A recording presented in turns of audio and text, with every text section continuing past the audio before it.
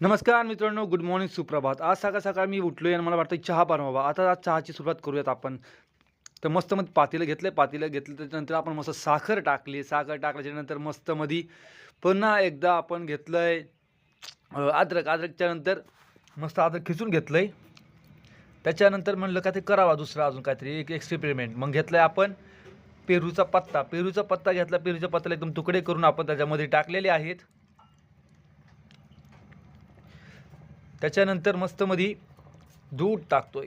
दूध टाकून झालेल्याच्या नंतर आपण घेतोय थोडीशी चहापत्ती. चहापत्ती टाकतोय आपण.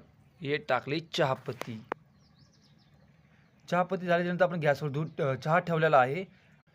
तर इथं मणीला बांधून ठेवलं. मणीने शेजारच्या काकूंची कोंबडी खाल्ली होती. त्यामुळे म्हणलं ती बाई तू बांधलेलीच बरी.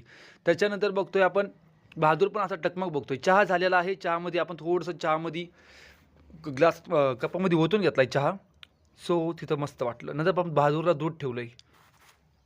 बहादूरला दूध ठेवल्यानंतर बहादूरची वाट बघतोय. बहादूर काही आलेला नाहीये. बहादूर बाहेरच बसलाय मस्तमध्ये. मग आपण येतोय माईकडं. माई एकदम मणीला आणि बहादूरला बांधल्यामुळे माईला जाता येईना बाहेर. सो माई कशी तरी गेलेली आहे. हीटरला पाणी लावले आपण. हीटरच्या पाण्याच्या नंतर अंघोळ-बिंघोळ झाली. स्नेहल म्हणते बाबा माझी दाढ लई दुखायला लागली त्याच्यामुळे 2 टाईम ब्रश करायचा मित्रांनो. तर स्नेहलला सांगितलं काही पण कर पण जेवण कर. तर तिने जेवणाची तयारी पूर्णपणे केलेली आहे.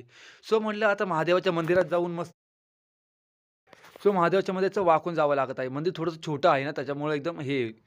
सो आपण बघा हे आहे नंदी महाराजांची मूर्ती आणि तिथंच आहे आपलं शिवपिंड.